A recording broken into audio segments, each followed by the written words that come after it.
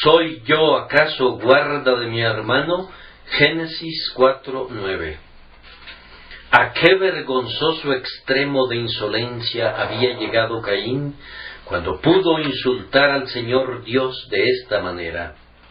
Si no estuviera registrado en la página de la inspiración, habríamos podido dudar de que un hombre hablara tan desvergonzadamente, a pesar de estar plenamente consciente de que el propio Dios era su interlocutor. Los hombres blasfeman espantosamente, pero esto se debe usualmente a que olvidan a Dios e ignoran su presencia. Pero Caín estaba consciente de que Dios estaba hablándole. Le oyó preguntar: ¿dónde está Abel, tu hermano? Y, no obstante, se atrevió a replicarle a Dios con la más descarada impertinencia: no sé, ¿soy yo acaso guarda de mi hermano? Era tanto como decir: ¿piensas que tengo que guardarlo como él guarda de sus ovejas? ¿Acaso soy también un pastor como lo fue él, y habría de guardarlo como Abel guardaba de una oveja lisiada? La descarada insolencia de Caín es un indicativo del estado de su corazón que lo condujo al asesinato de su hermano, y era también una parte del resultado de haber cometido ese crimen atroz. Caín no habría procedido con ese cruel acto de derramamiento de sangre si no hubiera desechado primero el temor de Dios, ni hubiera estado dispuesto a desafiar a su hacedor. Habiendo cometido el asesinato, la influencia endurecedora del pecado en la mente de Caín debe de haber sido muy intensa, y así, finalmente, fue capaz de expresar delante de Dios lo que sentía dentro de su corazón y de decir: ¿soy yo acaso guarda de mi hermano? Esto nos explica en gran manera lo que ha intrigado a algunas personas, es decir, la asombrosa calma con la que grandes criminales enfrentan el juicio de sus crímenes. Yo recuerdo haberme enterado de alguien que había cometido indudablemente un macabro asesinato, pero que se mostraba como un hombre inocente. Enfrentó a sus acusadores tan tranquila y serenamente, según se decía, como sólo lo haría un inocente. Recuerdo haber reflexionado, cuando me contaron eso, que un hombre inocente probablemente no habría estado sereno. La turbación mental ocasionada a un hombre inocente, cuando es objeto de una acusación de tal naturaleza, le habría impedido tener la entereza exhibida por aquel sujeto culpable. El hecho de que un hombre muestre un rostro de piedra cuando es acusado de un grave crimen, en lugar de ser una evidencia de inocencia, debería ser considerado por los hombres sabios como una evidencia en su contra. Es posible que quien ya ha sido tan insensible como para bañar su mano en sangre pudiera parecer desapasionado e impasible. Si estaba tan endurecido como para realizar aquel acto reprobable, no es probable que muestre más blandura cuando se le acusa de ese acto. Oh, queridos amigos, evitemos el pecado, aunque sólo fuera por el pernicioso efecto que tiene sobre nuestras mentes.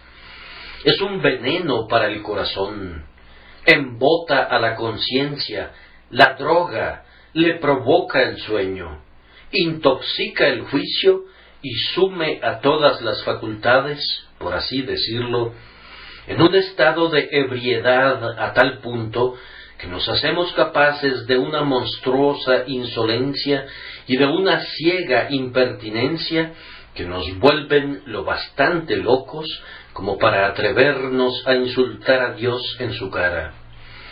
Sálvanos, oh Dios, de que nuestros corazones sean moldeados hasta asumir la dureza del acero por el pecado, y guárdanos diariamente por tu gracia, para que seamos sensibles y blandos delante de ti, y temblemos a tu palabra.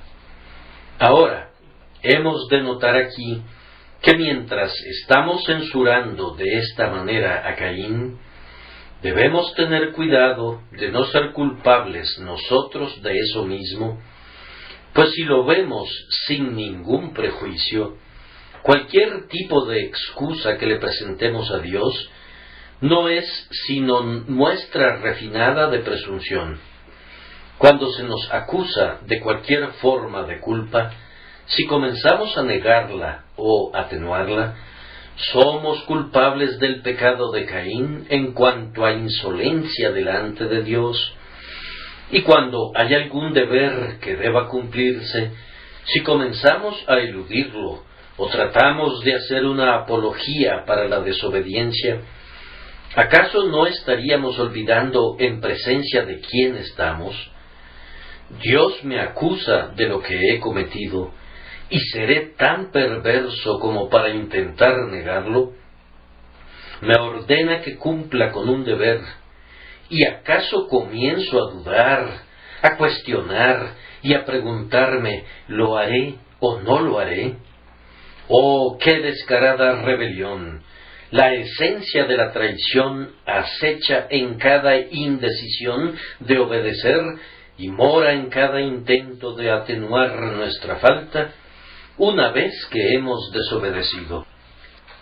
Catalogas a Caín como un monstruo porque se atrevió a confrontar a Dios.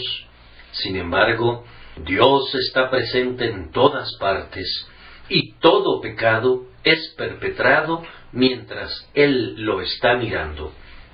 Contra Él pecamos y en presencia suya hacemos el mal.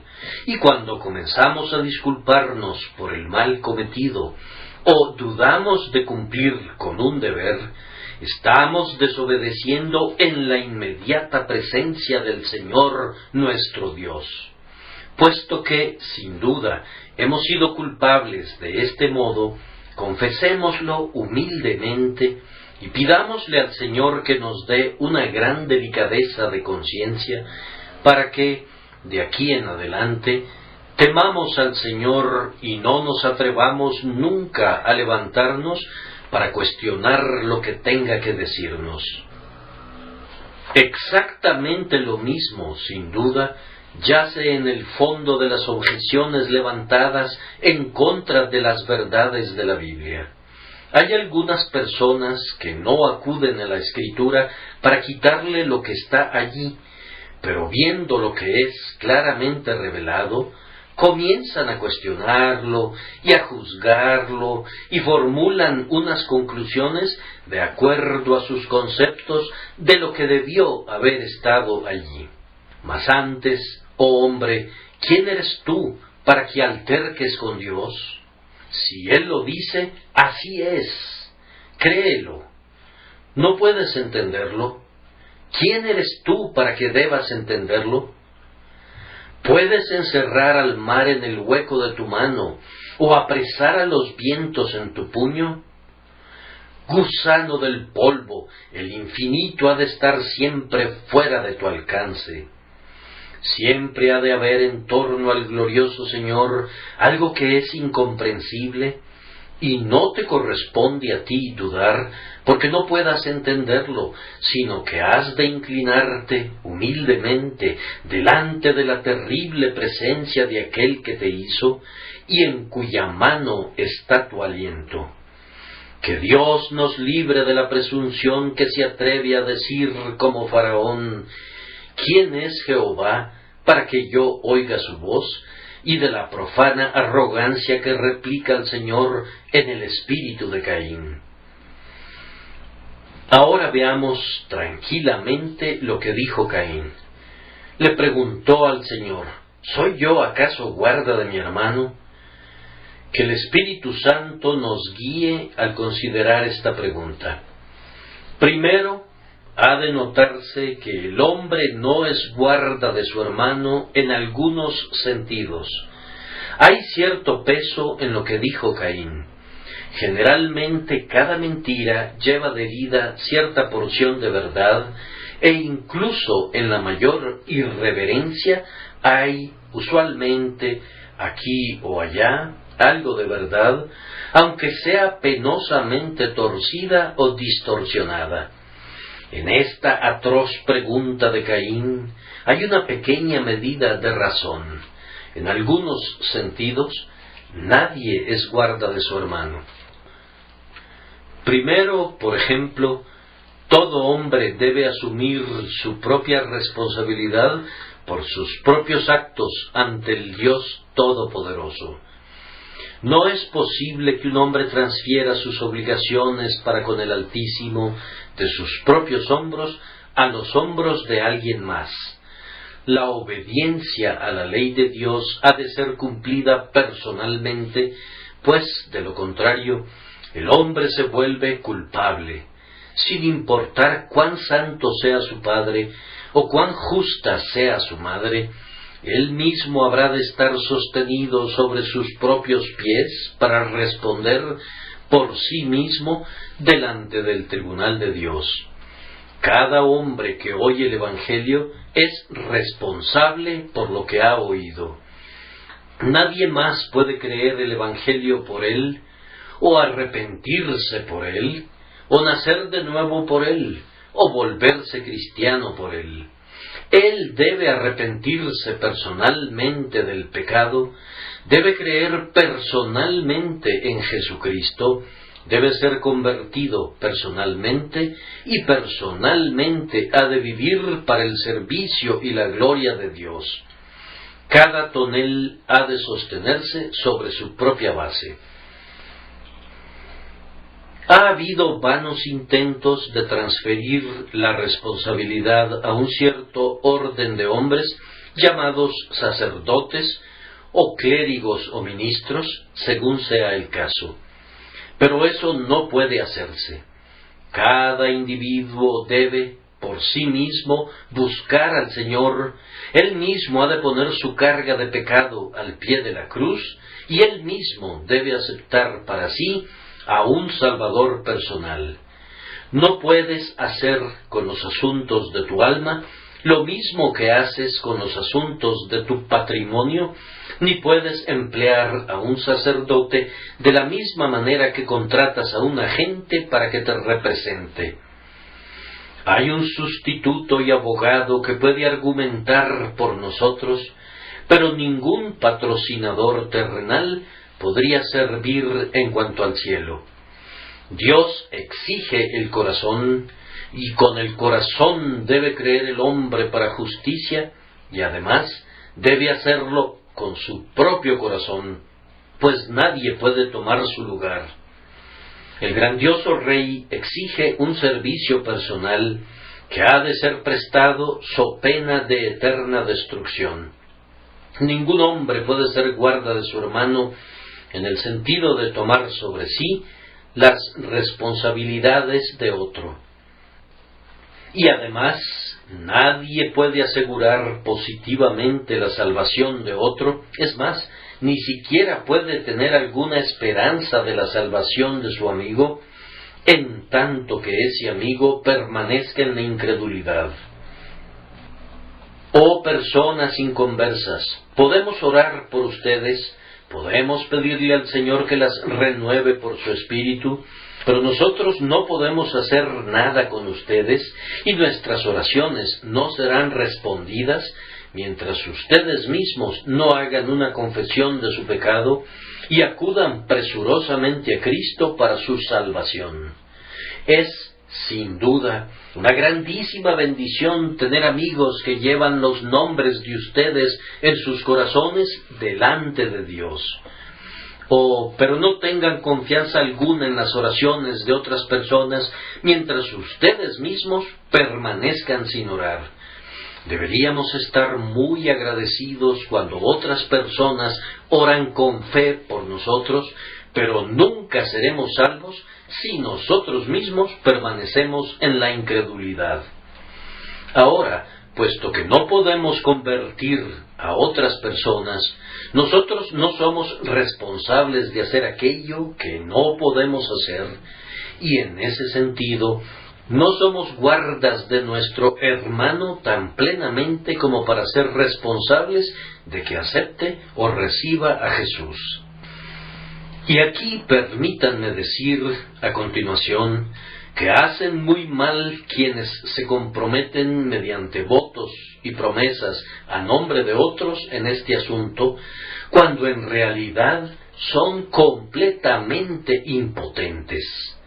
Para mí sigue siendo siempre un enigma que no puedo explicar, excepto por la total falta de corazón y por la impiedad de esta época, que se deba encontrar hombres y mujeres que pasen al frente para prometer solemnemente a nombre de un bebé que no se da cuenta de nada, que guardará todos los santos mandamientos de Dios y que caminará en los mismos todos los días de su vida y que renunciará a todas las pompas y vanidades de este presente mundo malvado. No quisiera dejar de mencionar que cuando hacen una promesa así, mienten de manera sumamente atroz, y van más lejos que eso. Ustedes son culpables de perjurio delante del Dios Todopoderoso. ¿Con qué ira ha de mirar el Señor a las personas que, en un edificio que consideran consagrado en su honor, y en presencia de quienes visten ornamentos sagrados que tienen el propósito de distinguirlos como mensajeros especiales de Dios, se atreven a decir que harán aquello que está completamente fuera de su alcance? No pueden hacerlo y ustedes lo saben.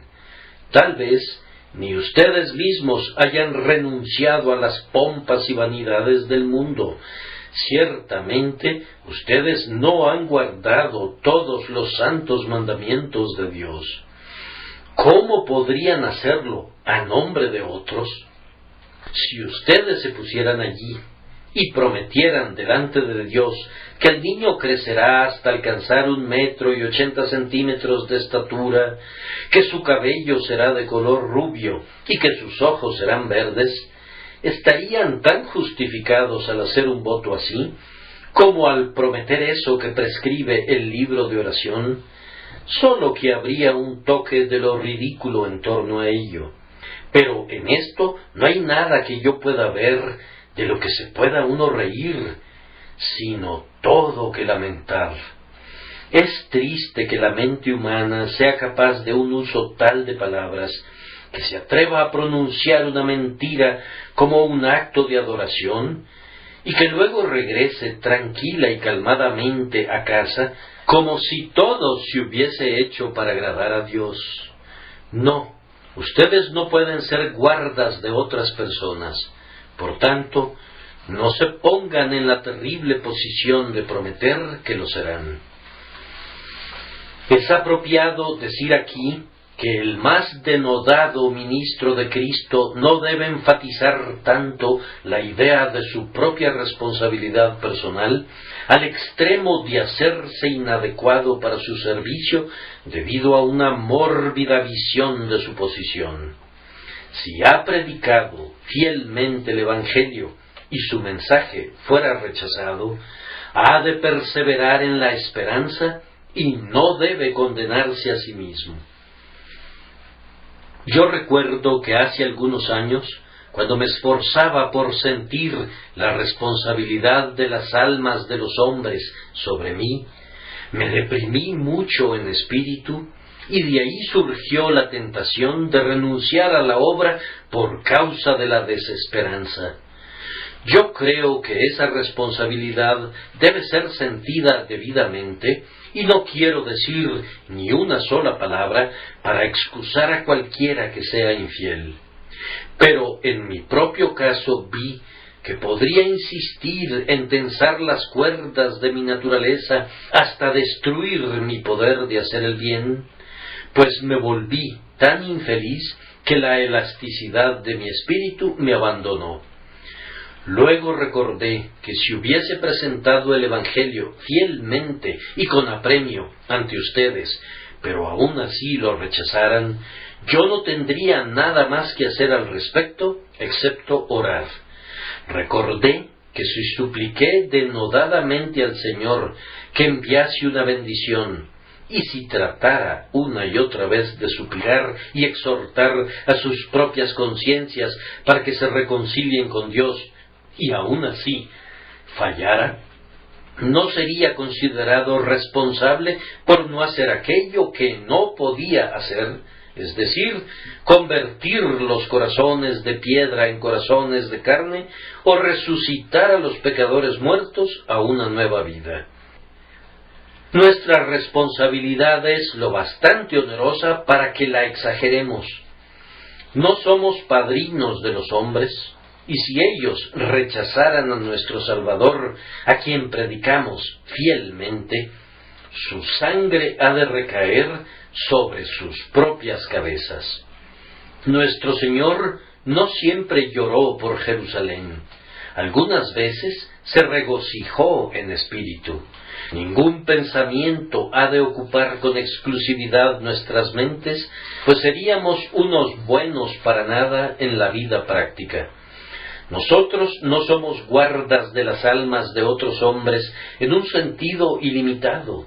Hay un límite para nuestra responsabilidad, y es insensato permitir que una sensibilidad excesiva nos abrume hasta casi perder la razón. Sin embargo, hay un sentido en el que somos guardas de nuestro hermano, y de eso voy a hablarles ahora. Tengan presente mi advertencia para prevenir una mala interpretación, aunque no disminuirá la fuerza de lo que digo, sino que aumentará su peso, porque sentirán que he analizado el tema de una manera integral. Así que ahora, en segundo lugar, somos en un alto grado, cada uno de nosotros, guardas de nuestro hermano. Hemos de vernos bajo esa luz, y es un espíritu cainita el que nos impulsa a pensar de otra manera y a envolvernos en la insensibilidad y decir: no es asunto mío cómo les vaya a los demás. ¿Soy yo acaso guarda de mi hermano?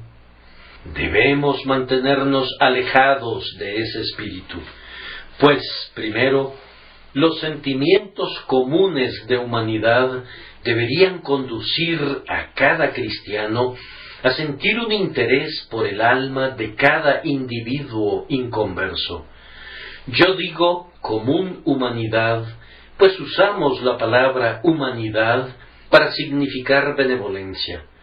Un hombre así, decimos, no tiene sentimientos humanos. Yo no estoy muy seguro de que el sentimiento humano sea siempre tan humano como las palabras parecieran implicar. La humanidad, por allá lejos, de cualquier manera, en Rusia y en Turquía, no pareciera ser una flor digna de cultivarse, pero deberíamos orar para ser liberados de tal humanidad.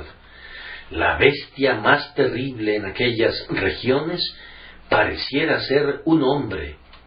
La humanidad en Bulgaria, que Dios nos libre de tal humanidad. Sin embargo, yo todavía confío que la expresión entre nosotros es usada en el sentido de que la común humanidad nos conduzca a desear la salvación de otros. Estoy seguro, mis queridos amigos, de que si vieran que un hombre perece por falta de pan, ustedes desearían compartir su mendrugo de pan con él. ¿Acaso permitirían que las almas perecieran por falta del pan de vida sin apiadarse de ellas ni ayudarlas? Si viéramos a un pobre infeliz temblando en el frío del invierno, deberíamos estar dispuestos a dividir nuestros vestidos para vestirlo a él. ¿Acaso veremos a los pecadores carentes del manto de justicia y no estaremos ansiosos de hablarles de aquel que puede vestirlos con un hermoso lino blanco. Cuando una persona se encuentra en peligro debido a un accidente, corremos a donde sea y hacemos lo que se requiera por si pudiéramos rescatarlo de cualquier modo. Y, sin embargo, esta vida terrenal es trivial comparada con la vida eterna, y que permanezcamos siendo indiferentes cuando los hombres están pereciendo, indiferentes a los terribles dolores que les sobrevienen a los pecadores impenitentes a lo largo de toda la eternidad, sería actuar como si toda la compasión fraternal hubiere abandonado nuestro pecho. Cristianos, yo los exhorto, incluso sobre la base de un motivo tan bajo como este, debido a que son humanos y todos los hombres son sus hermanos, nacidos del mismo linaje y morando bajo el mismo techo abovedado del mismo Padre eterno, a que se preocupen por las almas de los demás y sean, cada uno de ustedes, el guarda de su hermano. Un segundo argumento es extraído del hecho que todos nosotros, especialmente los que somos cristianos, tenemos el poder de hacer el bien a otros. No todos tenemos la misma habilidad, pues no todos tenemos los mismos dones o la misma posición, pero igual que la joven sirvienta que servía a la esposa de Naamán, tuvo la oportunidad de comentar acerca del profeta que podría sanar a su señor, así no hay ni un solo cristiano joven aquí presente que no tenga algún poder para hacer el bien a otros.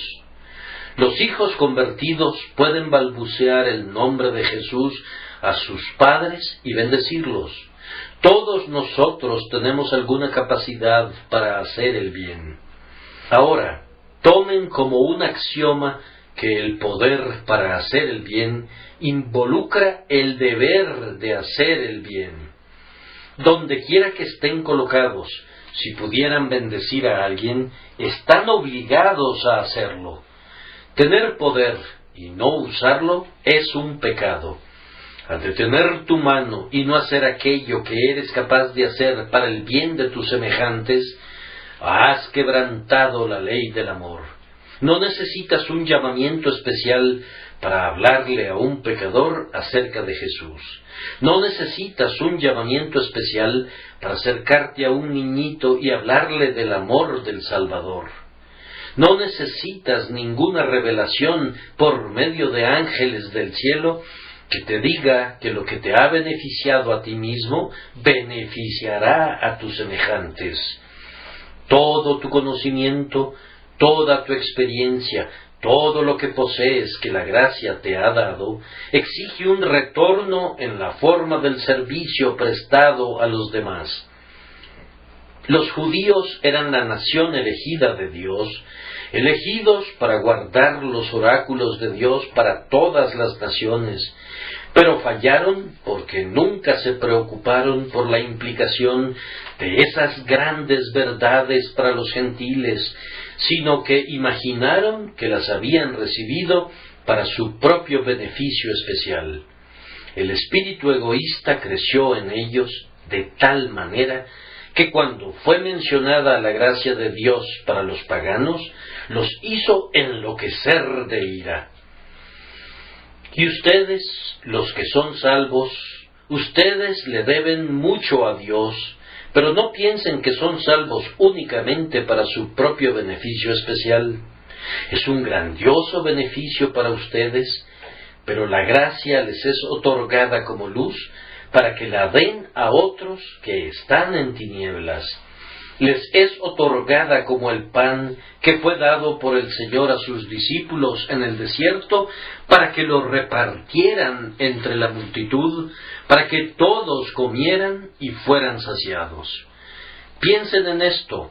El poder de hacer el bien involucra la responsabilidad de hacerlo en cualquier lugar en que exista el poder. Y así, en tanto que tengan alguna habilidad, por ese mismo hecho, son constituidos en guardas de su hermano. Otro argumento es claramente extraído de la versión de nuestro Señor de la ley moral. ¿Cuál es el segundo y gran mandamiento de acuerdo a él? Amarás a tu prójimo como a ti mismo. Ahora, así como nos hemos amado a nosotros mismos, también que a través de la gracia de Dios hemos buscado y encontrado el perdón de nuestro pecado, ¿no deberíamos amar a nuestro prójimo de igual manera como para desear que conozca su pecado y busque también el arrepentimiento? Fue lo correcto que aseguráramos nuestros más elevados intereses haciendo la vida eterna. Pero si hemos de amar a nuestro prójimo como a nosotros mismos, ¿podríamos darnos algún descanso mientras las multitudes siguen despreciando a Cristo y rechazando la salvación? No, hermanos, no hemos alcanzado la norma todavía, pero en la proporción en que comencemos a amar a nuestro prójimo como a nosotros mismos, sentiremos ciertamente que Dios nos ha hecho, en una medida, ser guardas de nuestro hermano. Pero además, sin ver a las almas de otros hombres, no podemos guardar el primero de los dos grandes mandamientos en los que nuestro Señor ha resumido la ley moral. Dice así: amarás al Señor tu Dios con todo tu corazón, y con toda tu alma, y con toda tu mente, y con todas tus fuerzas. Pero es imposible que hagamos eso, a menos que tengamos amor por el alma de nuestro hermano, pues muy bien pregunta el apóstol, pues el que no ama a su hermano, a quien ha visto, ¿cómo puede amar a Dios a quien no ha visto?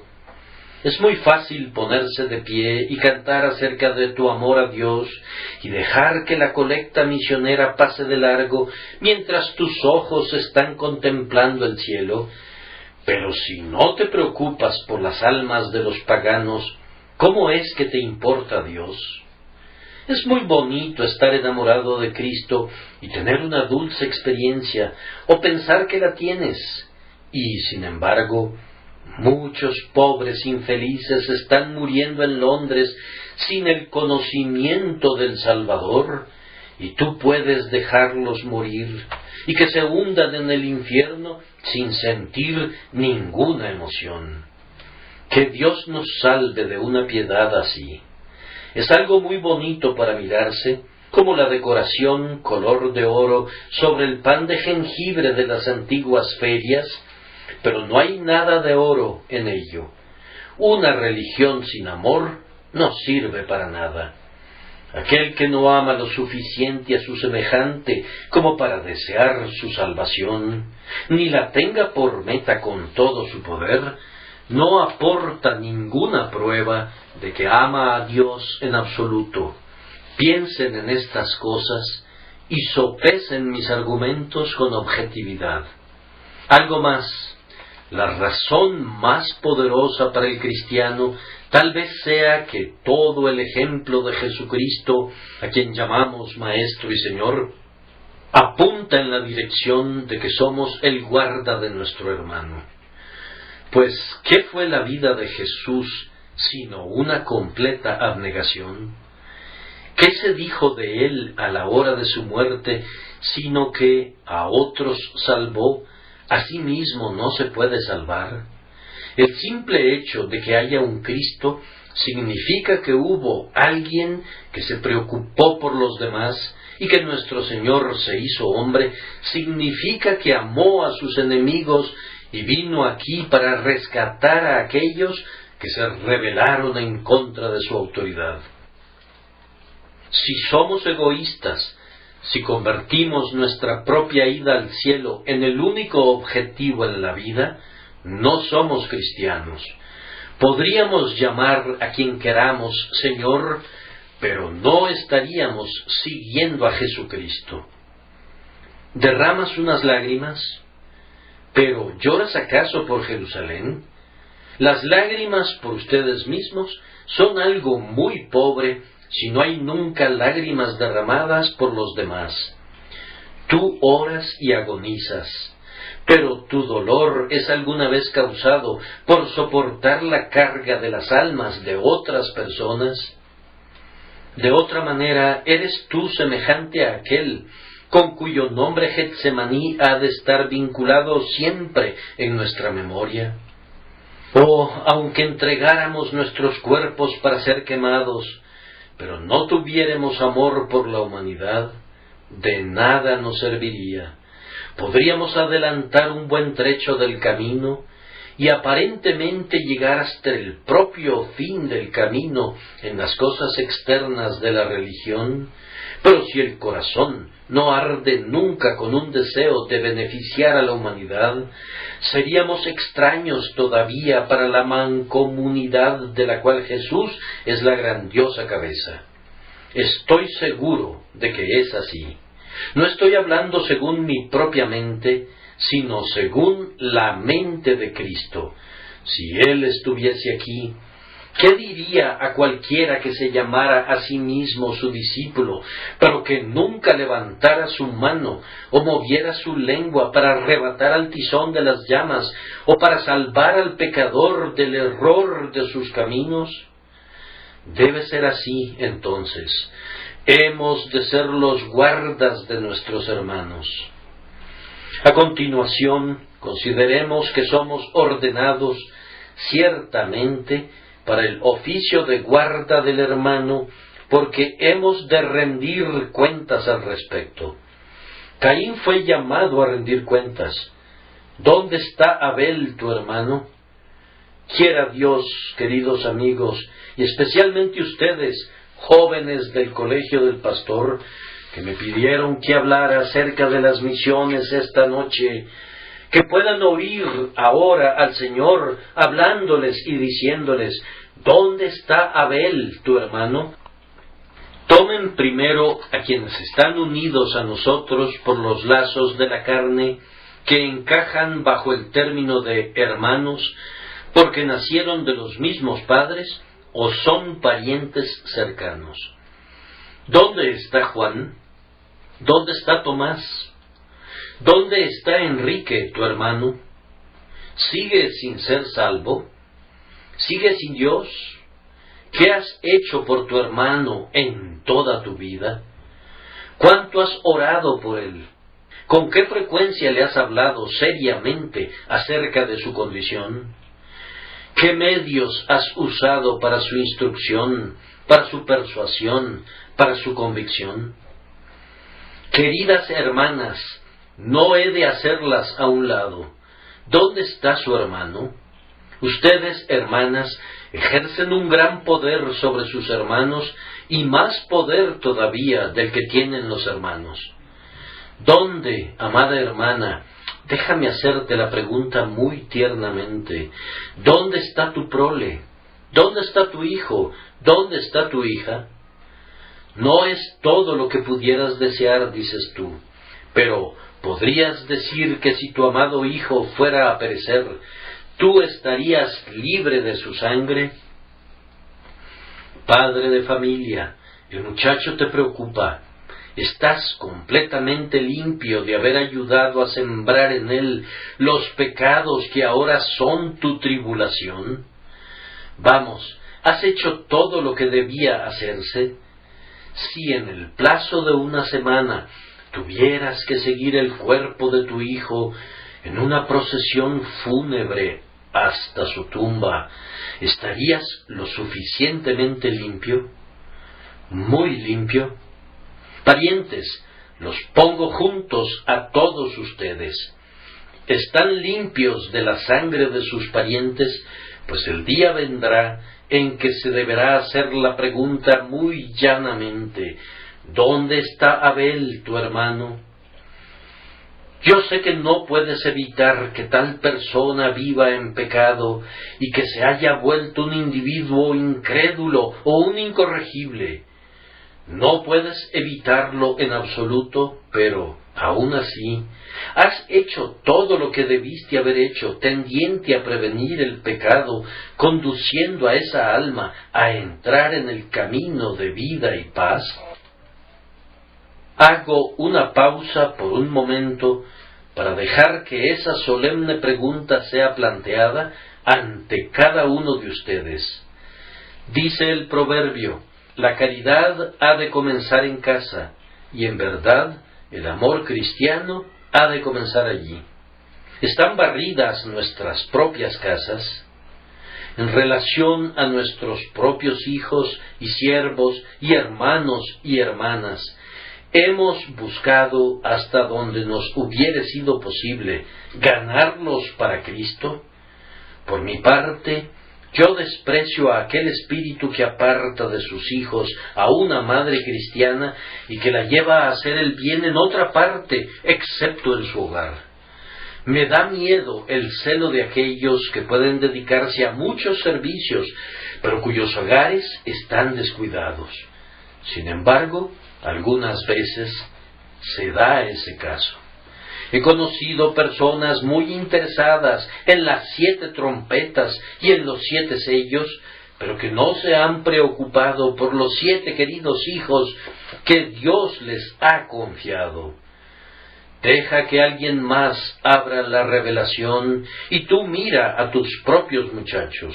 Preocúpate acerca de dónde están por las noches y preocúpate porque tus hijas conozcan al menos el Evangelio, pues ciertamente hay algunos hogares en los que hay ignorancia del plan de salvación, a pesar de que los padres profesan ser cristianos. Tales cosas no deberían ser. ¿Dónde está Abel, tu hermano? ¿Dónde está tu hijo? ¿Dónde está tu hija, tu hermana, tu padre, tu primo? Asegúrate de comenzar a buscar de inmediato y denodadamente la salvación de tus parientes. Pero, amados, no debemos acabar allí, porque la hermandad se extiende a todos los rangos, razas y condiciones, y de conformidad a la habilidad de cada quien, será considerado responsable por las almas de otros a los que nunca vio. ¿Dónde está Abel, tu hermano? Por allá, en una callejuela escondida de Londres, está entrando justamente a la cantina. Ya está medio ebrio. ¿Has hecho algo, amigo, tendiente a recobrar a ese borracho?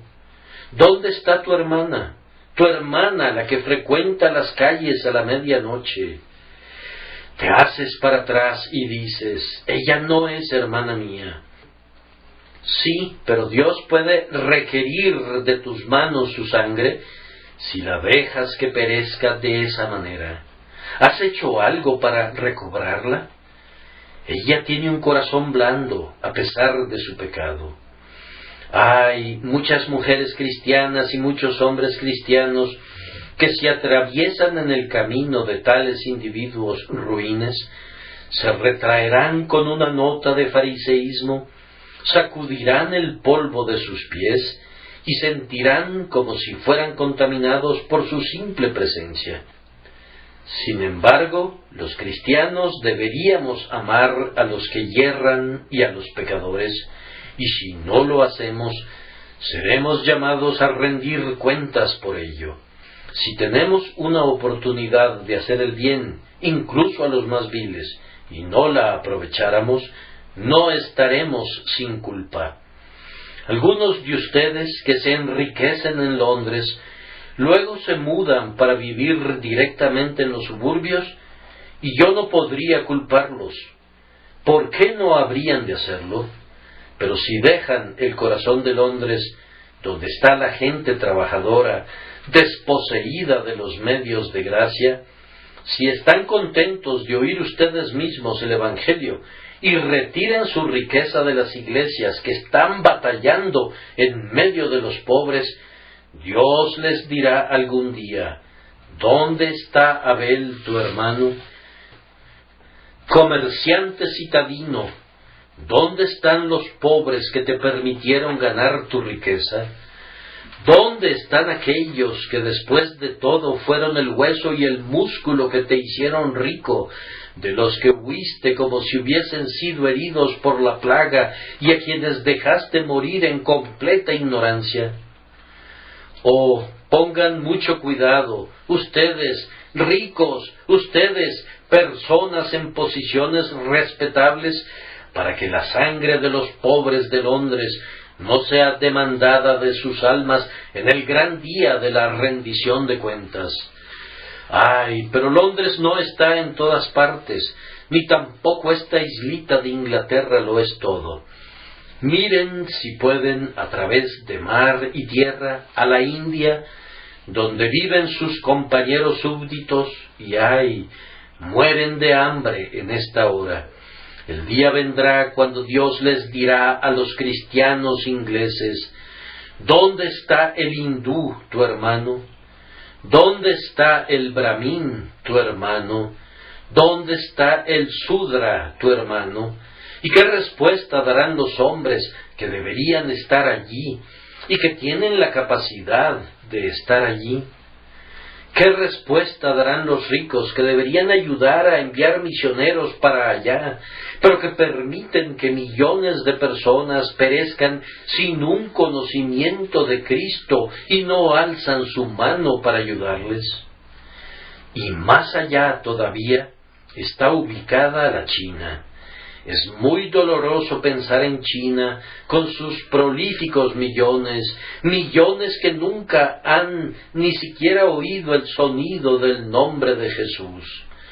Su destino lo dejamos con Dios, pero aún así sabemos que ser ignorante de Dios y de su Cristo es algo terrible, y todo hombre que posea la luz, a menos que su deber esté en casa, debería ceñir sus lomos y decir en el nombre de Dios: no voy a tolerar que la sangre de India bañe mis vestidos ensangrentados, ni que la sangre de China derrame una maldición sobre mi cabeza. Que el Señor conceda ver a todos los cristianos su relación para con la humanidad y que cumplan el papel de un hermano para todas las razas. Una cosa más sobre este llamado a rendir cuentas. Entre más necesitada, entre más pobre sea la gente, mayor es la exigencia para nosotros, pues, de acuerdo al libro de las cuentas, ¿acaso necesito buscar el capítulo? Pienso que ustedes lo recuerdan. Esas son las personas por las que principalmente tendremos que rendir cuentas. Porque tuve hambre y no me disteis de comer, tuve sed y no me disteis de beber, fui forastero y no me recogisteis, estuve desnudo y no me cubristeis, enfermo y en la cárcel y no me visitasteis.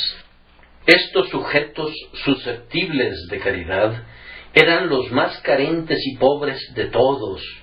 Y la gran pregunta en el último día es acerca de qué fue hecho por ellos.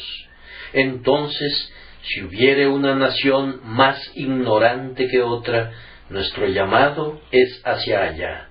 Y si hubiera personas más hundidas y degradadas que otras, es en lo concerniente a ellas que tendremos que rendir cuentas especiales. Ahora, concluyo este segundo encabezado tocante a que somos realmente guardas de nuestro hermano, diciendo esto: que hay algunos de nosotros que somos guardas de nuestro hermano de manera voluntaria, pero aún así de manera muy solemne por el oficio que desempeñamos. Nosotros somos ministros, oh hermanos ministros, nosotros somos guardas de nuestro hermano. Si el atalaya no les avisara, perecerán. Esta es una terrible sentencia para mí. Perecerán. La siguiente no es tan terrible algunas veces para mi corazón, pero es muy temible. Demandaré su sangre de mano del atalaya. No pueden entrar al ministerio cristiano sin estar donde necesitarán la gracia todopoderosa para quedar libres de la sangre de las almas.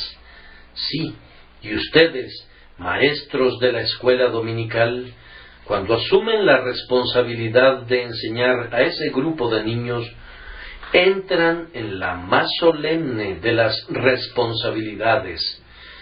Podría agregar que todos ustedes que nombran el nombre de Jesús, por ese simple hecho, tienen su medida de responsabilidad, pues Cristo ha dicho, no únicamente de los ministros ni de los maestros de la escuela dominical, sino de todos, vosotros sois la luz del mundo. Si no proyectan ninguna luz, ¿qué se dirá de ustedes? Vosotros sois la sal de la tierra, y si no hay sabor en ustedes, ¿qué futuro les espera sino ser echados fuera y hollados por los hombres? Mi tiempo se está acabando.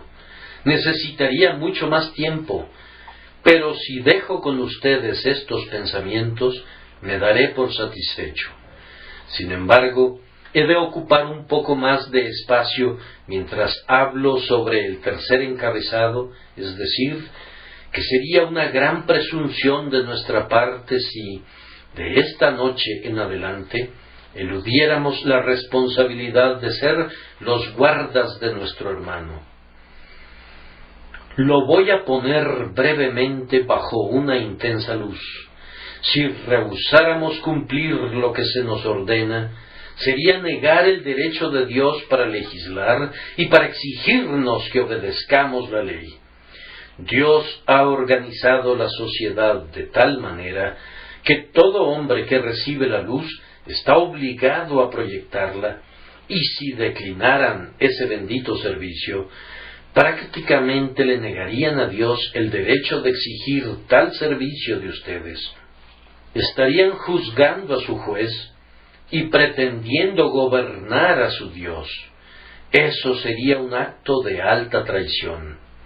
Adviertan, además, que estarían negando todo argumento en favor de ustedes para recibir la misericordia divina, porque si no quieren otorgar misericordia a otros, y si rehúsan por completo su responsabilidad ante los demás, se colocarían en la posición de decir, no necesito nada de nadie, y por consiguiente, no necesitan nada de Dios.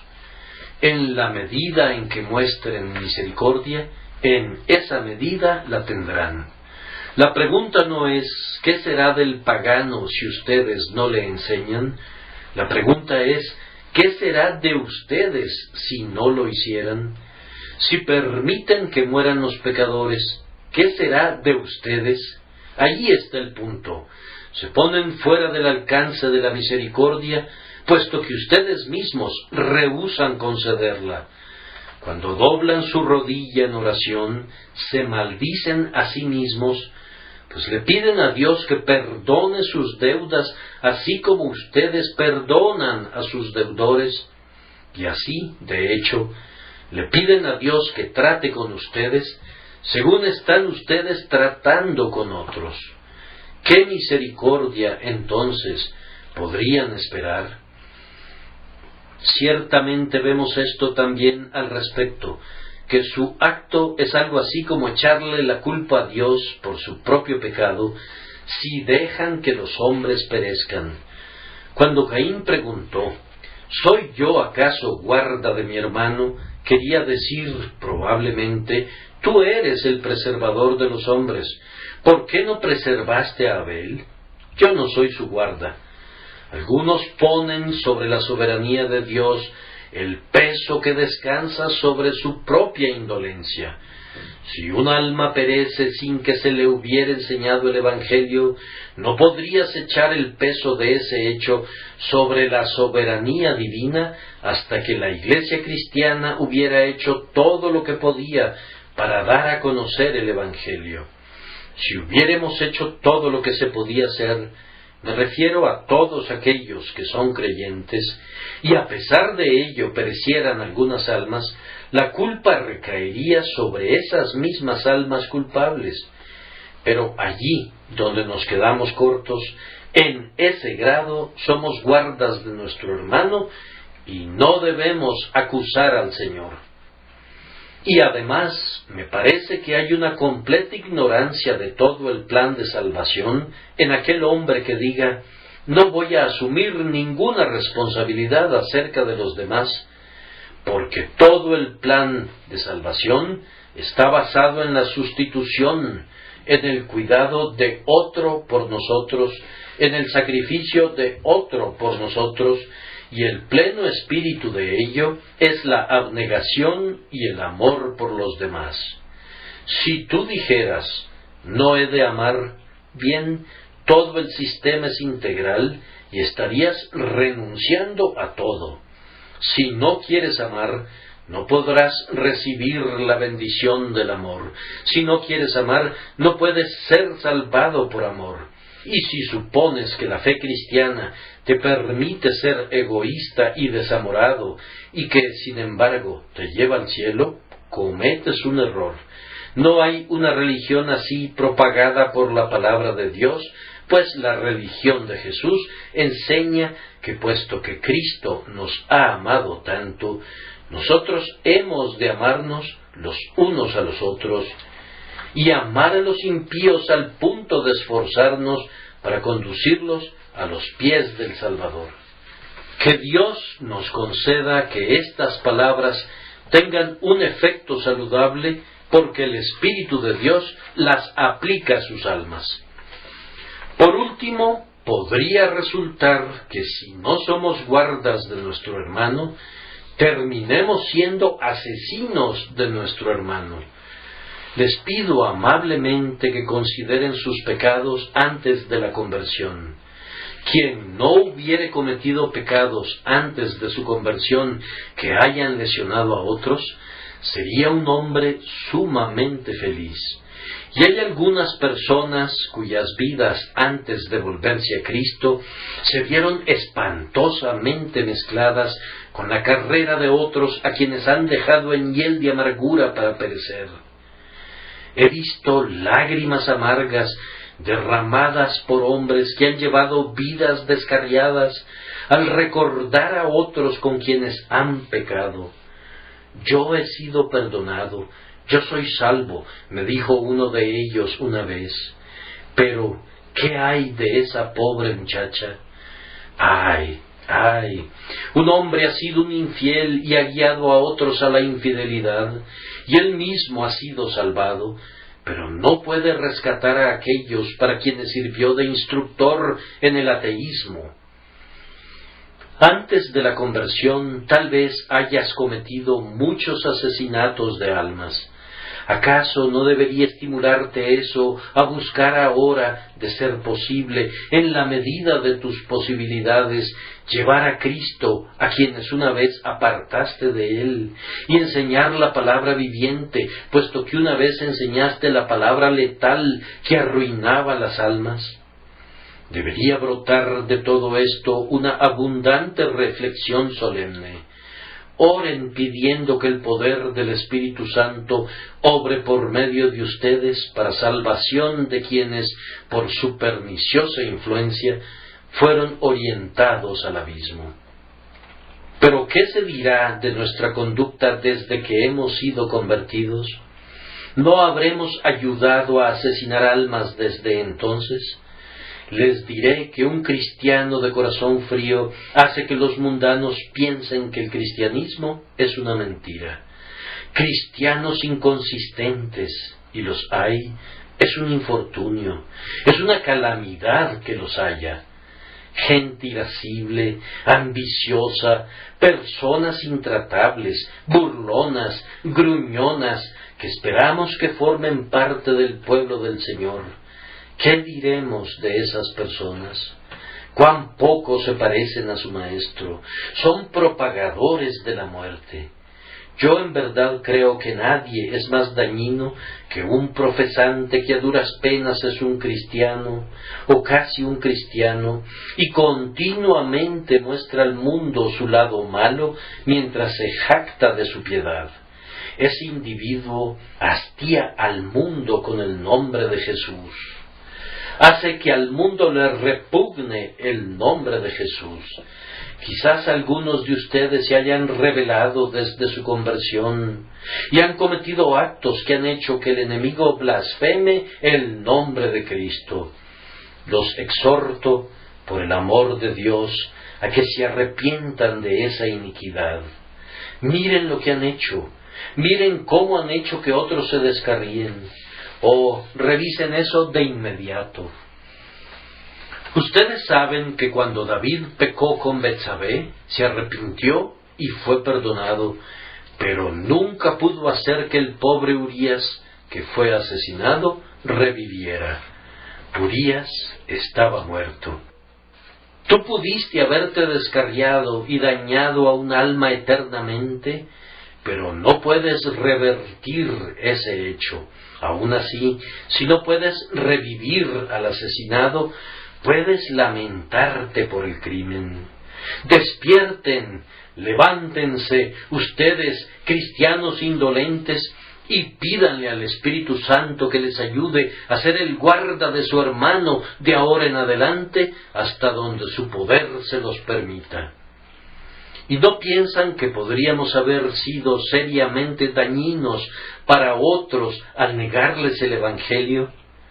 Si quisieras asesinar a un hombre, no necesitarías apuñalarle, mátalo de hambre. Si quisieras destruir a un hombre, no necesitarías enseñarle a beber o a blasfemar, ocúltale el Evangelio. Cuando estés en su compañía, nunca le digas una palabra sobre Cristo. Cuando estés donde deberías hablar, pero permaneces pecadoramente silente, ¿quién sabe cuánta sangre será colocada a tu puerta? ¿No piensas que negarle un vaso de agua fría a un hombre y dejarle morir de sed es un asesinato? Negar el Evangelio, no decir ni una sola palabra por Jesús, ¿acaso no es esto un asesinato del alma?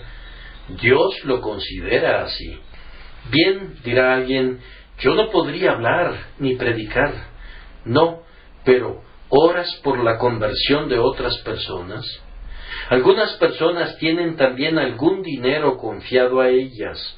No pueden ir a India o China, según he estado comentando, pero muchos otros hombres están listos para ir y deberían ayudarles enviándolos allá. Cuento con hombres en el colegio del pastor listos para ir, pero no tengo ningún poder para enviarlos. La sociedad misionera está endeudada.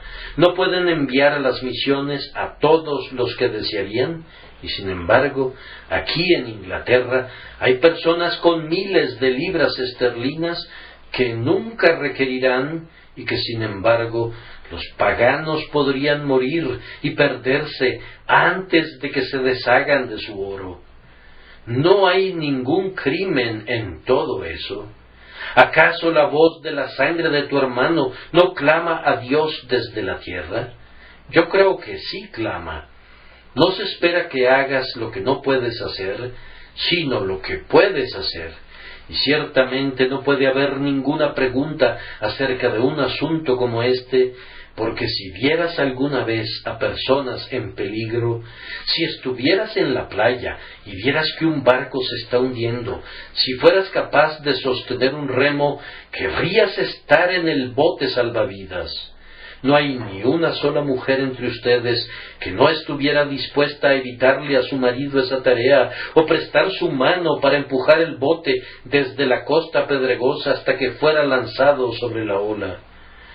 Por la vida, por la preciosa vida de nuestros semejantes, haríamos cualquier cosa.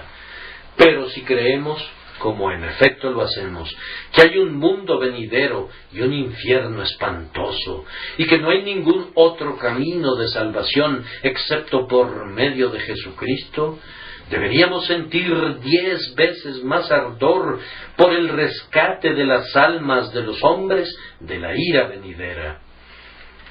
Si algunos han de ser conmovidos por estas palabras, mi corazón se alegrará grandemente, pero si son despertados, no prometan hacer un esfuerzo con su propia fuerza, sino más bien oren a Dios por ello.